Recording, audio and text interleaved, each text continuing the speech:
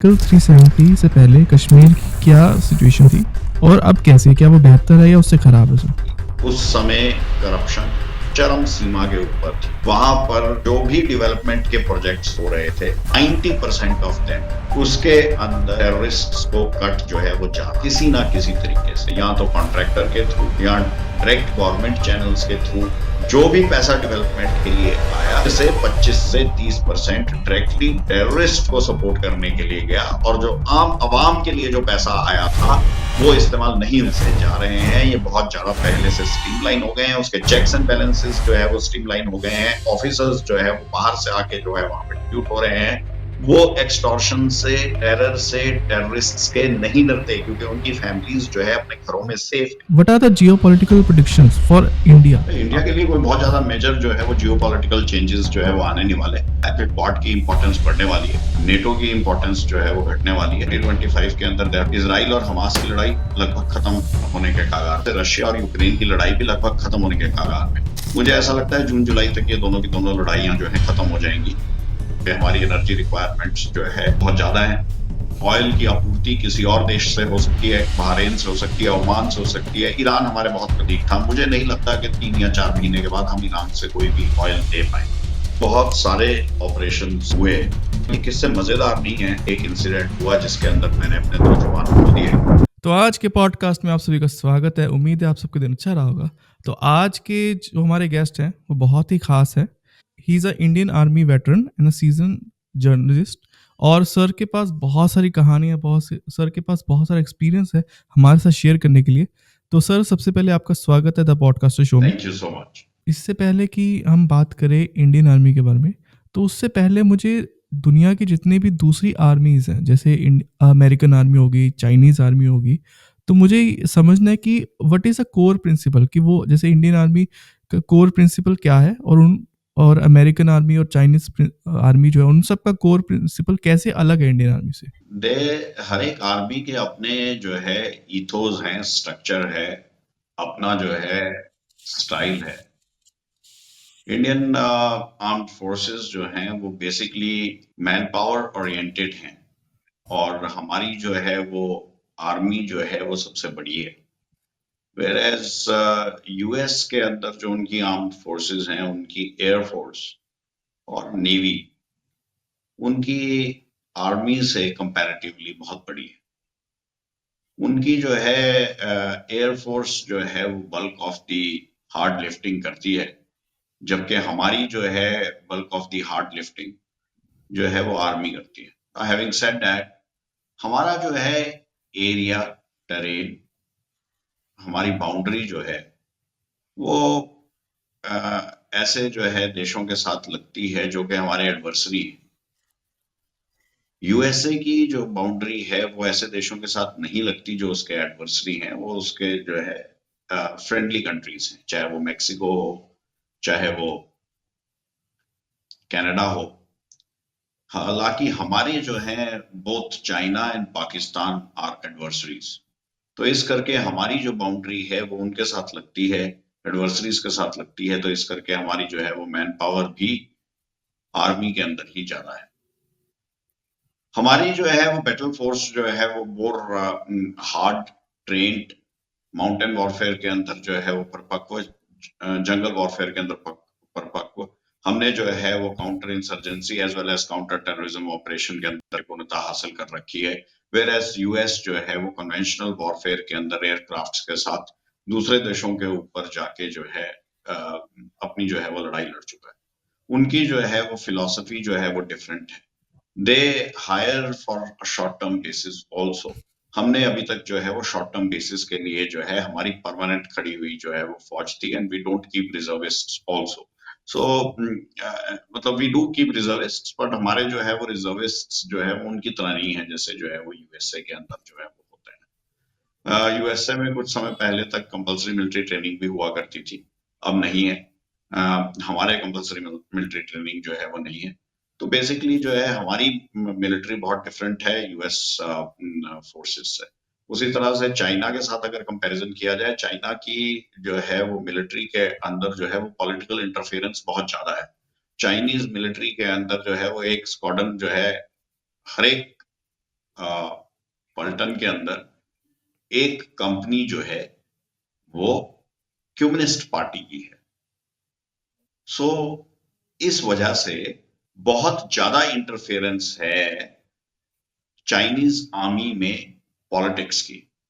They are communist oriented, whereas हमारी democracy है और हमारा जो है डायरेक्ट इंटरफेरेंस किसी भी पॉलिटिकल पार्टी की आर्मी के अंदर नहीं है। तो अगर मैं बात करूँ, अभी हमने थोड़ा-सा कोर प्रिंसिपल्स को समझने की कोशिश की, लेकिन अगर हम मिलिट्री इक्विपमेंट्स की अगर बात करें और हम उनको कंपेयर करने की कोशिश करें, तो अमेरिकन आर्मी के पास क्या एडवांटेज है और इंडियन आर्मी के पास क्या एडवांटेज है? मोहित, हमने अभी जस्ट बात की जो है इंडियन आर्मी के पास जो है वो वेल ट्रेन्ड जो है वो आर्मी है, जो कि माउंटेन वॉरफेयर में निपुणता है जिसको, और जिसको जंगल वॉरफेयर के अंदर निपुणता है। वेयरएज उनके पास जो है वो एयरफोर्स है, जिसके पास जो है वो दूर तक मार करने की जो है वो क्षमता है। उनके पास ऐसी एयरफोर्स है जो इंटरकॉन्टिनेंटल जाके ऑपरेट कर सकती है। उनकी ब्लू वाटर नेवी है जो इंटरकॉन्टिनेंटली जाके जो है वो ऑपरेट कर सकती है। हमें इंटरकॉन्टिनेंट में जो है अभी तक ना ऑपरेट करने की जरूरत पड़ी है और ना ही जो है शायद जरूरत पड़ेगी।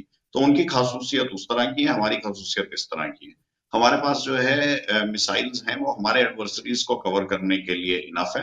हाउएवर यूएसए के पास जो है वो इंटरकॉन्टिनेंटल बैलिस्टिक मिसाइल्स हैं। चाइना का भी मेन एडवर्सरी जो है वो यूएसए ही है। इस करके उनकी भी जो मिसाइल्स हैं और उनकी जो एयरफोर्स की स्ट्रेंथ है वो उन्होंने काफी गुना बढ़ाई है। नेवी के अंदर जो है चाइना जो है वो सबसे बड़ा देश है आज की डेट में। उनके पास 400 से प्लस युद्धपोत है। और हम जो है वो 80-85 के आसपास हमारे पास जो है वो नेवी के जो है वो शिप्स हैं। तो सी कैरियर्स हों, चाहे वो एम्फीबियस ऑपरेशंस हों, चाहे वो एंटी एम्फीबियस ऑपरेशंस हों, चाहे वो टेक्नोलॉजी से रिलेटेड ऑप्स हों, चाइना और यूएसए की आर्मीज जो है नेचुरली से बहुत बड़ी हैं। हाउएवर मैन पावर बेस के अंदर चाहे देखा जाए या ट्रेनिंग के अंदर देखा जाए या जंगल वॉरफेयर के अंदर देखा जाए, उसके अंदर हमारी जो है फोर्सेस जो है बिल्कुल तैयार हैं and we can give a bloody nose to our adversary. तो सर मुझे जो एक आपने जैसे कहा इंटरकॉन्टिनेंट, तो इसमें कहीं न कहीं टेक्नोलॉजी का काफ़ी भी रोल आ जाता है और अभी जैसे आर्टिफ़िशियल इंटेलिजेंस है और उसको थोड़ा इंटीग्रेट करने की कोशिश की जा रही है मिलिट्री इक्विपमेंट के साथ। तो मुझे जानना है कि इंडियन आर्मी या जो हमारी इंडियन डिफेंस फोर्सेस है, वो किस तरीके से इस चीज़ को करेंगी मतलब? सारा का सारा वॉरफेयर फ्यूचरिस्टिक है। रशिया और यूक्रेन वॉर के अंदर हमने देखा है कि किस तरह से ड्रोन्स इस्तेमाल हो रहे हैं, किस तरह से एंटी ड्रोन सिस्टम्स जो हैं वो इस्तेमाल हो रहे हैं, किस तरह से मिसाइल्स यूज की जा रही हैं। Not only conventional warfare, hybrid warfare और कन्वेंशनल वॉरफेयर पूरी तरह से मिल गया है और उसकी कोई डिस्टिंक्शन नहीं है। वॉरफेयर जो है वो मिलिट्री पर्सनल तक जो है वो रिस्ट्रिक्टेड नहीं रहा है, उसके अंदर सिविलियंस भी उतने ही इन्वॉल्व हो गए हैं। रशिया यूक्रेन वॉर या इजराइल हमास वॉर इस बात का गवाह है। आगे आने वाले जितने भी युद्ध होंगे उसके अंदर आम जनता भी उतनी ही इफेक्टेड होगी, ना केवल आर्मीज और द मिलिट्री पर्सनल। गए वो दिन सिर्फ जब जो आर्मी या मिलिट्रीज लड़ेंगी और जो है वो वापस आ जाएंगी। अब रही बात एआई की, artificial intelligence is still going. Indian armed forces के अंदर आर्टिफिशियल इंटेलिजेंस किस तरह से आ रही है और कितनी आ रही है वो एक मैटर ऑफ डिबेट है। और हम कितना जो है वो आर्टिफिशियल इंटेलिजेंस को आने देना चाहते हैं, बिकॉज आर्टिफिशियल इंटेलिजेंस की अपनी वनरेबिलिटीज भी है, साइबर सिक्योरिटी की वनरेबिलिटीज हैं। क्या हम चाहते हैं कि उतनी जो है वो आर्टिफिशियल इंटेलिजेंस आए जबकि हमारे पास well trained skilled man power है to do the task, the same task in a much better way? May be जो है यूएस आर्मीज की और चाइना की, पर्टिकुलरली द यूएस आर्मी, उनको एक एआई या यूरोपियन आर्मीज के अंदर एआई, या यूक्रेन के लिए या रशिया के लिए AI is all the more important. For us it is not that important, it is important but not that important. Why? Because we don't have any dearth of man power, हमारे पास man power की कोई कमी नहीं है। दूसरा जो है हमारे पास trained and skilled man power है, उनके पास जो है वो trained and skilled man power नहीं है फाइट करने के लिए। एक बड़ा इंटरेस्टिंग स्टेटिस्टिक्स था, उनके देश के सिर्फ 13% ही यूथ जो है यूरोपियन कंट्रीज के जो है वो लड़ाई लड़ना चाहते हैं अपने देश के लिए, जबकि हमारे 75% लड़ना चाहते हैं, और हमारा सबसे बड़ा जो है मुल्क है, सबसे ज्यादा पॉपुलेशन के साथ, और सारे यूथ जो है, और ये बहुत अच्छी बात है। अभी एआई किस तरह से स्पेसिफिकली यूज हो रहा है? एआई जो है वो छोटी से छोटी और बड़ी से बड़ी चीज के अंदर जो है इस्तेमाल हो रहा है। एआई के अंदर जो है कोऑर्डिनेट्स ड्रोन्स के अंदर चाहे वो भरे जाते हैं, चाहे वो बैंडविड्थ जो है उसके अंदर जो है फीड की जाती है, चाहे उनका प्रोग्रामिंग की जाती है, बैटलफील्ड मैनेजमेंट सिस्टम्स मॉनिटर होते हैं, दुश्मन की चाल, दुश्मन का ढाल, दुश्मन कहाँ पे छुपा हुआ है, चाहे वो कैमोफ्लाज हो, चाहे वो स्टेल्थ हो, सबके अंदर एआई जो है वो इन्वॉल्व है। किस तरह से एयरक्राफ्ट्स को स्टेल्थ जो है वो प्रोवाइड की जाए और वो रेडार्स की उसमें ना आए, रेंज में ना आए, उसमें भी आर्टिफिशियल इंटेलिजेंस जो है वो शामिल है। किस तरह के रेडार्स बनाए जाएं कि हम जो है वो दुश्मन की मिसाइल्स को जो है वो चलते ही भांप लें, उसमें भी जो है वो आर्टिफिशियल इंटेलिजेंस जो है वो शामिल है। तो टेक्नोलॉजी इतनी बढ़ चुकी है कि आर्टिफिशियल इंटेलिजेंस के बिना काम करना बहुत मुश्किल है। ड्रोन, एंटी ड्रोन टेक्नोलॉजीज के अंदर, रेडार टेक्नोलॉजीज के अंदर, क्वांटम टेक्नोलॉजी एक बहुत बड़े वे के अंदर जो आ रही है, क्वांटम रेडार्स बहुत बड़े वे के अंदर आ रहे हैं। बिलीव यू मी, हम एक फाइन जो है वो बैलेंस मेंटेन करके the best possible that is there for the Indian army and the other forces, air force and navy, best missile system, best radar system, best drone systems, best anti drone systems जो है integrate करके AI के साथ अपने troops को जो है उसके ऊपर ट्रेन करेंगे। So that is how and where we stand. तो सर जैसे पास्ट में बहुत सारी हमने चीज़ें देख ली हैं, जैसे यूक्रेन रशिया वॉर हो गई, बांग्लादेश में जो हुआ, और बहुत सारी चीज़ें हैं।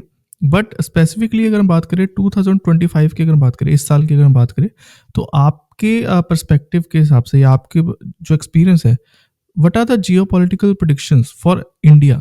आपको क्या लगता है सर? इंडिया के लिए कोई बहुत ज्यादा मेजर जो है वो जियोपॉलिटिकल चेंजेस जो है वो आने नहीं वाले।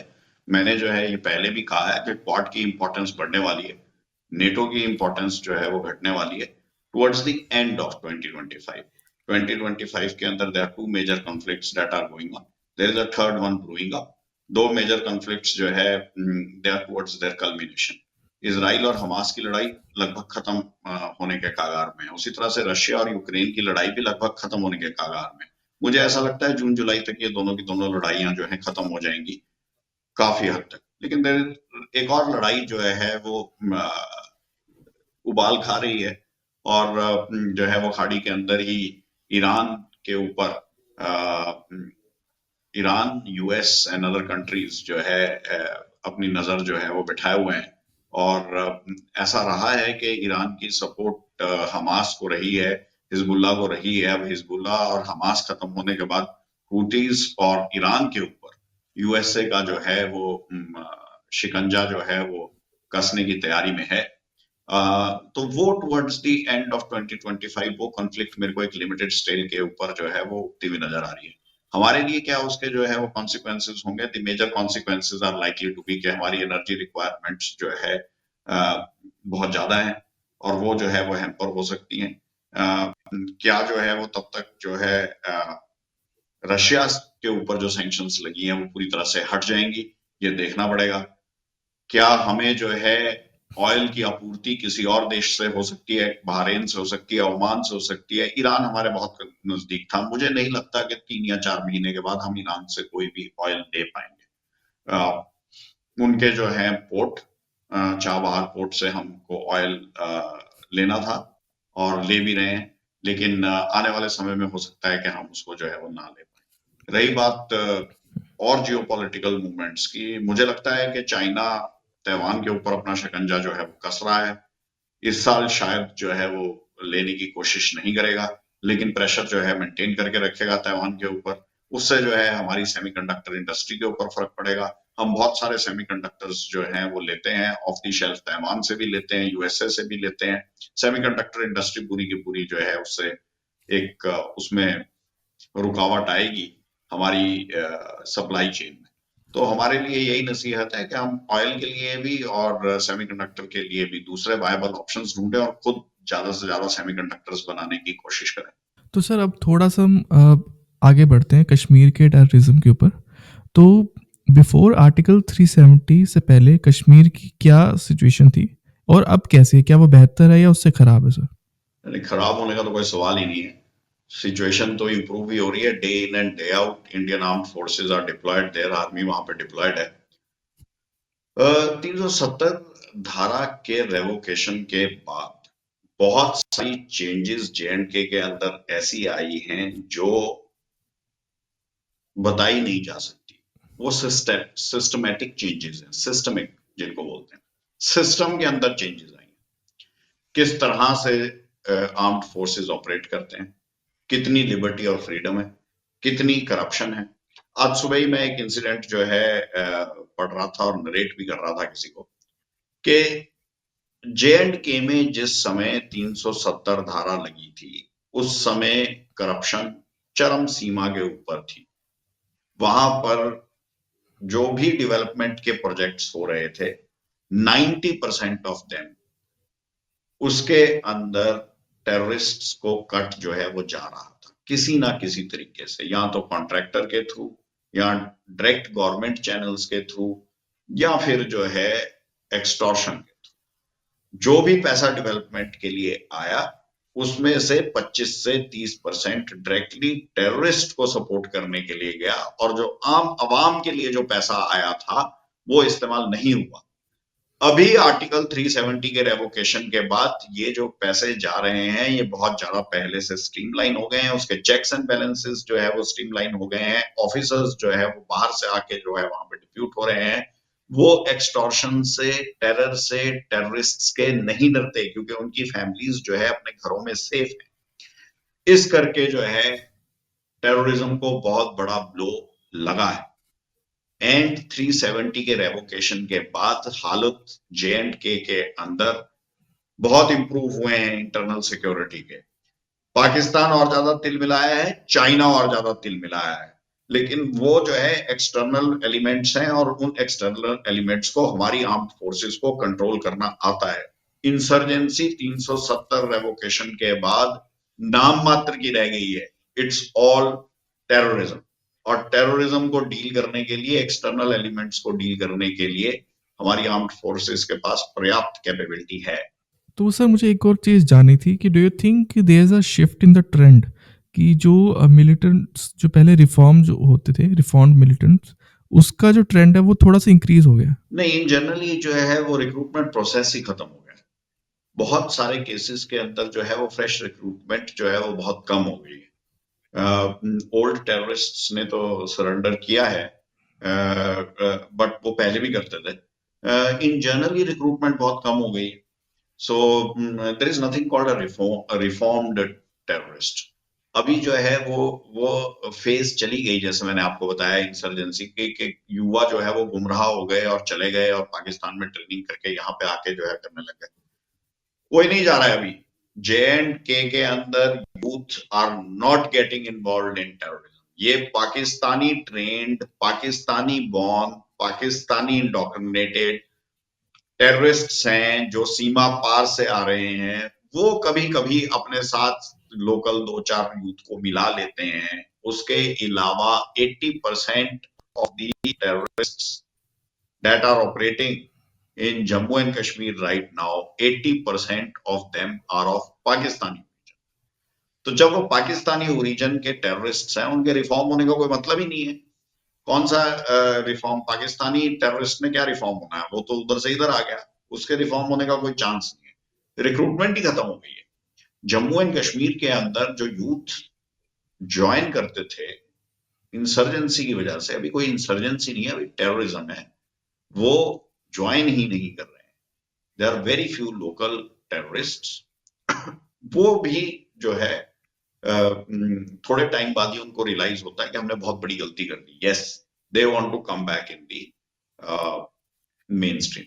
तो sir can you share some of the stories जो जब आप इंडियन आर्मी में थे तब? अब मैं चाहता हूँ कि आप कोई मज़ेदार किस्सा हमारे साथ शेयर करें रिगार्डिंग जब आप अपने दोस्तों के साथ या आप किसी ऑपरेशन का हिस्सा रहे हो सर।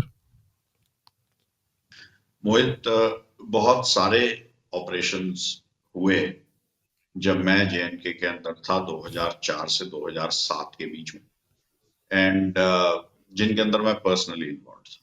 मेरे 2 आरआर के टेन्योर हुए, दूसरे वाले के अंदर मैं पर्सनली ज़्यादा ऑपरेशंस में इन्वॉल्व नहीं था। फर्स्ट टेन्योर के अंदर 2004 से लेके 2007 के बीच में मैं बहुत सारे ऑपरेशंस के अंदर जो है इन्वॉल्व था। और ये किस्से मजेदार नहीं है, ये बड़े सीरियस नेचर के एनकाउंटर्स रहे हैं, और जिसके अंदर हमने जो है कुछ कैजुअलिटीज भी बियर की हैं, और कुछ जो है वो टेररिस्ट्स को भी इलिमिनेट जो है किया है। इन केसेस के अंदर बहुत सारे केसेस ऐसे थे जिसके अंदर लोकल्स को टेरराइज किया गया था, लोकल्स के साथ एक्सटॉर्शन की गई थी, लोकल्स को बुली किया गया था। टेररिस्ट्स वहां पे रेप एंड रिमांड की जो है वो पॉलिसी अख्तियार करते हैं लोकल्स को यूज करने के। 2 बारी ऐसे इंसिडेंट्स हुए जिसके अंदर मेरे खुद के ऊपर हमला हुआ। एक बारी आईईडी मेरे लिए लगाई गई, एक स्कूल के इनॉग्रेशन के अंदर, और वो हेडमास्टर ने लास्ट मिनट के अंदर बता दिया कि आप जो है वो अंदर इनॉग्रेशन ना करें, बाहर ही करें, और इस करके उन्होंने आईईडी ब्लास्ट नहीं की। एक और इंसिडेंट हुआ जिसके अंदर हमने जो है वो टेररिस्ट्स को घेर लिया था, और जब मैं रास्ते में अपनी पार्टी को बीफ अप करने के लिए जा रहा था तो मेरे ऊपर हमला हुआ। उस केस के अंदर भी एक लोकल सोर्स ने ही कॉल करके बताया कि आपके लिए एम्बुश लगा के बैठे हुए हैं, आप इस रास्ते से ना आइए। पर तब तक मैं उस रास्ते के ऊपर चल चुका था, पर फिर भी केयरफुल हो गया, और जैसे ही मेरे ऊपर फायर आया तो मैं जो है उससे बचने में कामयाब रहा। There are other incidents also जिसके अंदर हमारी कैजुअलिटी हो गई। एक इंसिडेंट हुआ जिसके अंदर मैंने अपने 2 जवान खो दिए, और अगले दिन हम हालांकि टेररिस्ट को न्यूट्रलाइज कर पाए, लेकिन वो एक दुखद वो था। मेरे 26th बर्थडे के ऊपर जो है ये इंसिडेंट हुआ जिसके अंदर हम करते रहे। फिर बहुत सारे इंसिडेंट ऐसे हुए जिसके अंदर हम एम्बुश के अंदर बैठे रहते थे पूरी पूरी रात, और कभी कभी हमारा कांटेक्ट सुबह मॉर्निंग के अंदर हुआ। एक वहां पे बड़ा मशहूर टेररिस्ट हुआ करता था 90s के एंड में, डोडा डिस्ट्रिक्ट के में, उसका नाम था गुल्ला। और उसने उसको उसी के किसी साथी ने 2001 में मार डाला। तो जब मैं 2004 में गया तो गुल्ला मर चुका था, लेकिन वो बहुत मशहूर टेररिस्ट था और वो पाकिस्तान में ट्रेनिंग लेके आया था। तो उसके चाचे के लड़के के साथ हमारा एक एनकाउंटर हुआ था, जिसके अंदर हमारे को हथियार, जिसके अंदर जो है वो पुलिस ने उसको क्लेम किया, हालांकि हमारे एम्बुश में वो आया था। तो वो बहुत सारे ऐसे इंटरेस्टिंग इंसिडेंट्स हुए जिसके अंदर जो है डे टू डे हम जो है बुश लगाते थे या कॉर्डन एंड सर्च करते थे, और हर हफ्ते लगभग टेररिस्ट के साथ कांटेक्ट वहां पे होता था। उस टाइम टेररिज्म काफी ज्यादा था उस एरिया के अंदर, और मुझे फक्र है कि हम लगभग 2-2.5 साल के बाद हिजबुल मुजाहिदीन ऑलमोस्ट वहां से साफ ही हो गई डोडा डिस्ट्रिक्ट से। एंड हमारी पलटन ने, और ये सारा क्रेडिट पलटन को ही जाता है जो भी मैंने बोला, उसने जो है 2 साल के अंदर अंदर जो है लगभग 27 के करीब टेररिस्ट्स को इलिमिनेट किया। दोनों साल चीफ का जो है वो कमेंडेशन कार्ड मिला। तो sir, before wrapping the podcast, जितने भी लोग इस पॉडकास्ट को देख रहे हैं या सुन रहे हैं, आप उनको कुछ कहना चाहोगे? सुनी सुनाई बातों पे जाएं नहीं, और जो है एक बारी जम्मू एंड कश्मीर जरूर विजिट करके आए। दूसरा जो है एक इन्फॉर्म्ड व्यू रखें। कभी भी जो है मजे के लिए और इसके लिए जो है, ये सीरियस मैटर्स हैं नेशनल सिक्योरिटी के, इसको जो है अपनी लाइफ के साथ डिसिप्लिन के साथ उसको जो है वो इंटीग्रेट करें। इन केसेस के अंदर जो है ना ट्रोलिंग करने की जरूरत है, ना जो है सुनी सुनाई बातों में जाने की जरूरत है, ना पॉलिटिक्स के अंदर इसके अंदर पढ़ने की जरूरत है, ना हिंदू मुसलमान का जो है व्यू पॉइंट लेके इसके अंदर पढ़ने की जरूरत है। इसको सिर्फ नेशन फर्स्ट के व्यू से सुने, रिसर्च करें, और देश के लिए बेस्ट ओपिनियन अपनी जो है वो फॉरवर्ड